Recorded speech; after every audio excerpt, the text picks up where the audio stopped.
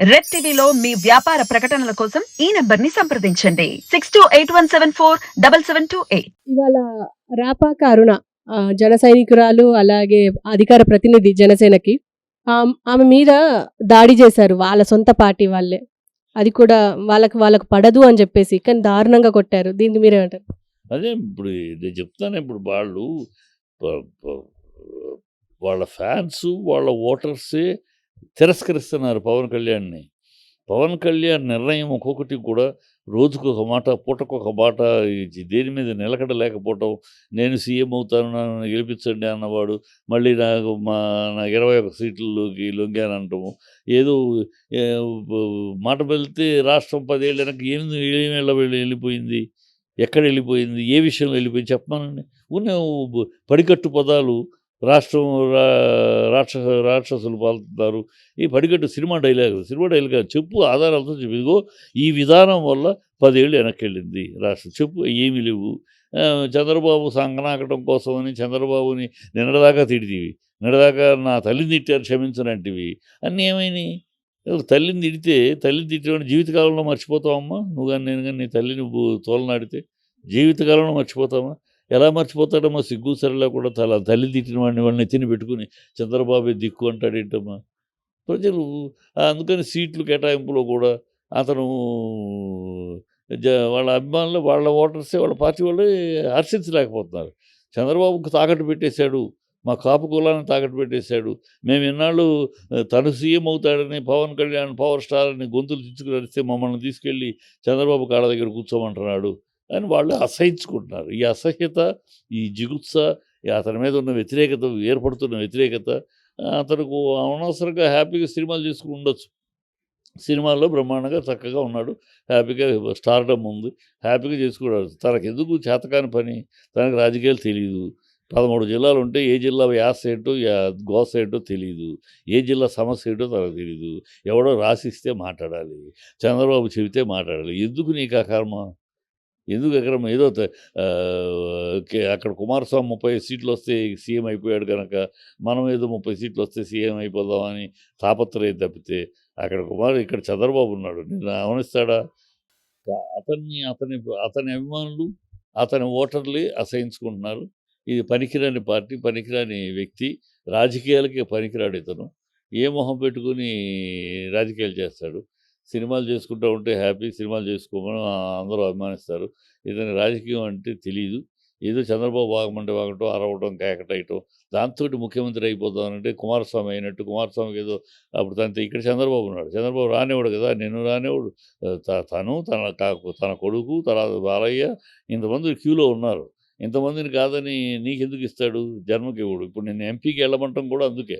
ఇక్కడ అసెంబ్లీలో ఒకవేళ పొరపాటున గెలిచి అసెంబ్లీలోకి వచ్చాడంటే తనకు పోటీ నాయకుడు అవుతాడు. అసెంబ్లీలో తనకు పోటీగా ఇంకో నాయకుడు ఉంటాడు. అది ఆయనకి ఇష్టం లేదు. అసెంబ్లీలో తనే ప్రతిపక్షంలో ఉన్న తనే ప్రతిపక్ష నాయకుడిగా తనే ఉండాలి, ఇంకొకళ్ళు ఎవరు ఉండకూడదు. అందుకని పార్లమెంట్కి వెళ్ళమంటున్నాడు. అక్కడికి వెళ్ళి నైస్గా పార్లమెంట్కి వెళ్ళు, నీకు బీజేపీలో బాగుంది కదా, అక్కడ మంత్రి అయిపోతావని ఎక్కేస్తున్నాడు, మొలక చెట్టు ఎక్కిస్తున్నాడు. అక్కడికి వెళ్తాడు. అక్కడికి గెలిచినాక తొలిగా గెలిచిన పార్లమెంటరీకి మినిస్ట్రీ ఇవ్వరు కనుక అక్కడ ఆగిపోద్ది బండి.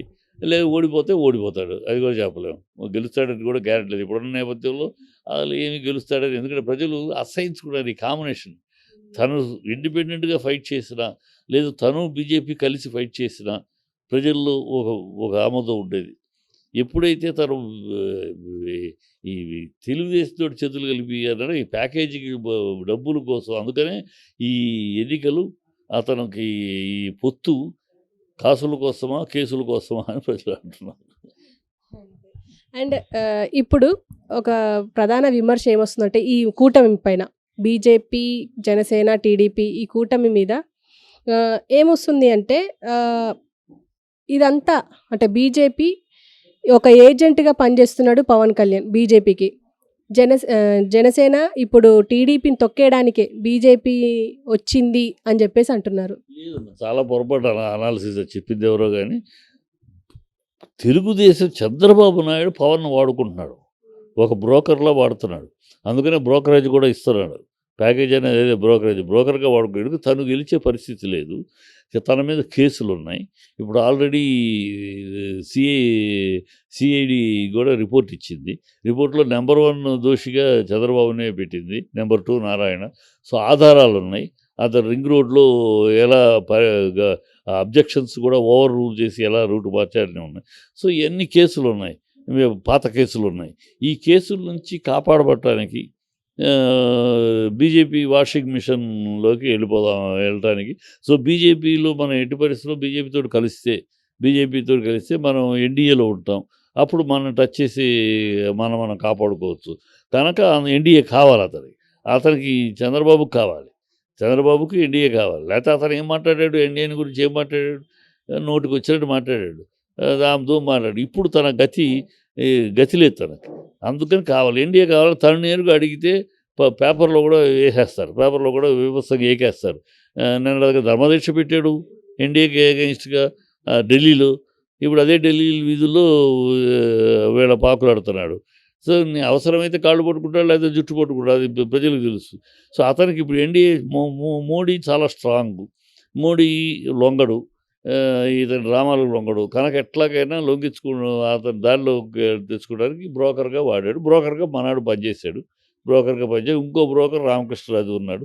ఇద్దరిని వాడుకున్నాడు. ఇద్దరిని పట్టుకుని ఏదో మొత్తానికి అబద్ధపు పురంధేశ్వరి కూడా బీజేపీ ముసుగులో ఉన్న చంద్రబాబు సెక్రటరీనే కదా. సో, మొత్తం వర్కౌట్ అయింది. అందుకనే ఏదో సీట్లు పెట్టారు. ప్రజలు హర్షించరు ఇది. ప్రజలు మోడీని కూడా అసహించుకున్నారు. మోడీకి ఏమన్నా నీతి ఉందా? మోడీ ఒక మనిషి, వ్యక్తిత్వం ఉన్నవాడు, ఒక స్ట్రాంగ్ మనిషి అనుకున్నాం. మోడీ కూడా ఈ 4 సీట్ల కోసమని ఇలాగూ దిగజారుతాడా? తన మీద ఉమ్మూసి, తిట్టి, తన మీద రాళ్ళేసిన వాళ్ళతోటి మళ్ళీ చేతులు కలిపి ఆహా బాయ్ అంటాడా అని ప్రజలు మోడీని కూడా అసహించుకుంటున్నారు. వీళ్ళందరూ కలిసి మోడీ గారి యొక్క ఇమేజ్ని కూడా దెబ్బతీస్తున్నారు ఈ ఉభయ రాష్ట్రాల్లో. బీజేపీ అధమ స్థాయిలో ఉంది. వాళ్ళ ఆలోచన కానీ, వాళ్ళ మూవ్మెంట్ కానీ, వాళ్ళ పార్టీ నిర్వహణ కానీ చాలా అధమ స్థాయిలో ఉంది. నికృష్ట భ్రష్ట స్థాయిలో ఉంది ఈ 2 రాష్ట్రాల్లో. దేశంలో బీజేపీ ఎట్లా ఉన్నా ఇక్కడ మాత్రం దరిద్రంగా ఉంది. సో, ప్రజలు అది గుర్తించారు, అసహించుకున్నారు. మోడీ మర్యాద కూడా పోద్ది అంతే ఈసారి. Okay sir. Thank you very much sir. Rajasekhara Reddy వీళ్ళే చెలాయించేవారు. వీళ్ళ వెనకాల భయపడుతూ బతకాల్సి వచ్చేది. వీళ్ళు తల ఎత్తుకుని బతకనివ్వాలి ఏనాడు కూడా. అందుకని ఏ ప్రాజెక్టు కూడా ఇవాళ తెలంగాణ వచ్చినాక కదా ఇది ప్రాజెక్టులు చేయట్లేదు, మరి ఎందుకు చేయలేనాళ్ళు? సో, అది ఆయన మాట్లాడింది. ఆయన తెలంగాణ ఆంధ్రుల కబంధ హస్తాల్లో నలిగిపోయింది, దాన్ని విముక్తి చేయాలని పోరాటం చేశాడు. ప్రజలు అది అంగీకరించి అతను గెలిపించారు. ఆయన పోరాటాన్ని సమ్మతికెళ్ళి 10 ఏళ్ళు అధికారంలో వచ్చారు. కనుక ఆయన అన్న మాటకేను వీడనే మాటకి, రేవంత్ అనే మాటకి తేడా సంబంధం ఉంది. రేవంత్ ఒక లుచ్చా మాటలు, అది ఒక సీఎంగా మాట్లాడే మాటలు కాదు. బుద్ధి, జ్ఞానం, కడుపుకు అన్నం తినే మాటలు కావాయి. ఒక సీఎంగా ఏం మాట్లాడాలో అది మాట్లాడాలి. సీఎంగా మాట్లాడగయ్యా అండ్ సీఎంగా కూర్చొని వేప చెట్టు కట్టేస్తాను ఒకసారి అంటాడు, ప్యాంట్ ఒప్పదీస్తానని అసెంబ్లీలో అంటాడు. అక్కడికి వెళ్ళి దుబాయ్కి వెళ్ళి అక్కడ తెలుగు ప్రజల మధ్య 100 అడుగులు పోయి తీసి పాతేస్తానంటాడు. ఏం భాష అని నీకైనా తెలుసు పాతేయటం? మాకు తెలీదా? కాళ్ళగోటికి పనికిరాడని అంటారు. మాకు అంటారు చేత కదా. కేసీఆర్ ఉచ్చపోసిన చోట నుంచునే అర్హత లేదు నీకు అని అనలే మేము. ఎంతసేపు పడుతుంది? 2 నిమిషాలు పడుతుంది. కానీ మా కల్చర్ వస్తుంది. మాకు కల్చరు పద్ధతి. మనం ఏ మాట మాట్లాడాలి ఆ మాట పాడాలి. అదేమంటే ఆయన దొందుగాడు అన్నాడు. దొందుగాళ్ళు అంటే ఏంటి? బూత కాదే. దొందుగాళ్ళు అంటే బూతు కాదే. దొందుగాళ్ళు అంటే భజన చేసేవాడు. దొందే అంటాం అన్నారు. లేదు వాళ్ళంతా అసమర్థులు. అది హిందువులు అసమర్థులు అన్నాడు ఆయన. హిందువులు దొందుగాళ్ళు అంటే అది. అంతేగాని సన్నాసులు అన్నాడు. బూత అది కాదే. సన్నాసులు అంటే పనికిరాని ఎదవలు అని. అంతేగాని మీకులాగా ప్యాంట్లు తీస్తాం, బట్టలు తీస్తాం, బుద్ధి లేని మాటలు. ప్యాంట్లు తీస్తాం ఎంతసేపు పడుతుంది మాకు? మీరు 64 గెలిచింది, 54 ఓడిపోయారు అంటే మిమ్మల్ని గోచితో నిలబెట్టారా ప్రజలు అని అంటే ఎంతసేపు పడుతుంది? ఇవన్నీ కాదు. ప్రజలు ఇది కాదు ఎదురు చూసేది. అదృష్టమో ఇంకోటో తెలంగాణ ప్రజలు ఒక వేమరపాటుతనమో ఏదైతే అయ్యావు, పరిపాలించు, శుభ్రంగా పరిపాలించు. అంతే తప్పితే ఈ భాషతోటి నువ్వు పరిపాలిద్దాం అనుకుంటే పతనం అయిపోతావు. ఇప్పటికి అయిపోయింది, 70 రోజులు అయిపోయింది. ఇప్పటికి నువ్వు హామీలు ప్రతిదీ ప్రాబ్లమే. అన్నావు బస్సు మొదలెడితే కొట్టుకుంటున్నారు, డ్రైవర్ని కండక్టర్ని దింపి కొడుతున్నారు, బస్సులు లేవని గొడవ చేస్తున్నారు, ఆటో వాళ్ళు దానివల్ల నష్టపోయామని వాళ్ళు చేస్తున్నారు. కరెంట్ అంటున్నావు. ఇన్ని కొన్ని లక్షల రేషన్ కార్డులు ఉంటాయి, మళ్ళీ దాంట్లో ఏదో 30%కే ఇస్తున్నారు, 30% కార్డులకే ఇస్తున్నారు.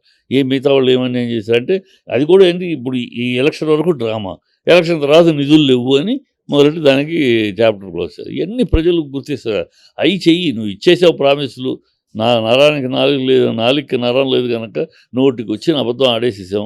అది ఏమైతేనే ప్రజలు నమ్మారు, నమ్మిన దాన్ని కాపాడుకుంటారు ప్రయత్నించు, లేకపోతే మీరు ఊడిపోతారు, మిమ్మల్ని ఊడదీస్తారు. ప్రజలేమి ఎంత ఉవ్వెత్తు ఎంత దీనిగా మిమ్మల్ని నమ్మారో అంత దారుణంగానే దింపేస్తారు. అది చెప్తున్నాము, దాన్ని జాగ్రత్త పడడం చెప్తున్నాం. మేము దింపుతామని కాదు, మేము అలాంటిది చంద్రబాబు నీకు